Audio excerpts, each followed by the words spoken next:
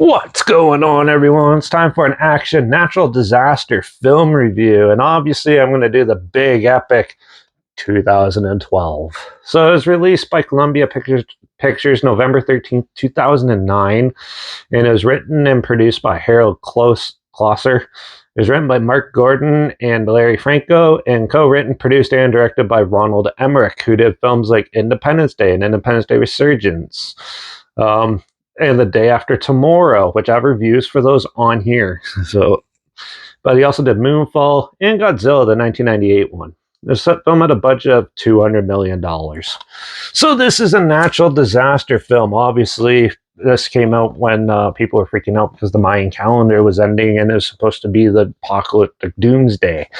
So they thought they'd make a film out of it. So yeah, follows a writer who's trying to keep relationships with his kids, with his ex-wife, who's actually dating somebody else, and the apocalypse starts happening, and they go on this crazy ride because of the writer's contacts with within the government and stuff that he runs into.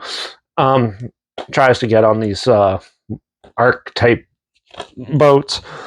Yeah, and he goes with another rich couple to basically try and get there while the apocalypse is happening. So the storylines in this is very thin. This is pretty much just destroy the world and show as much as you can in it.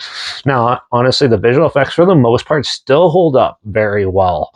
And yeah, I love movies like this where they just destroy everything. It's one of those fun rides with you don't need a very strong story or rich characters to really go and have fun with this. They do have a lot of good comedic relief parts in it and a lot of cheesy moments into it and stuff. Now, the first 2 hours of this film was a lot of fun and a good ride, and especially with all the natural disaster stuff happening. Once it all subsides, though, it kind of turns into a Titanic or a Poseidon type of film where they're on the boat and it's just typical basic conflict that goes on, and the climax was pretty dull because that's where it happens in this, and obviously it's a little bit predictable because it's Hollywood and a blockbuster, so obviously people are going to save the day and things like that. Now, yeah, the acting in this is actually pretty good. The cinematography is pretty good.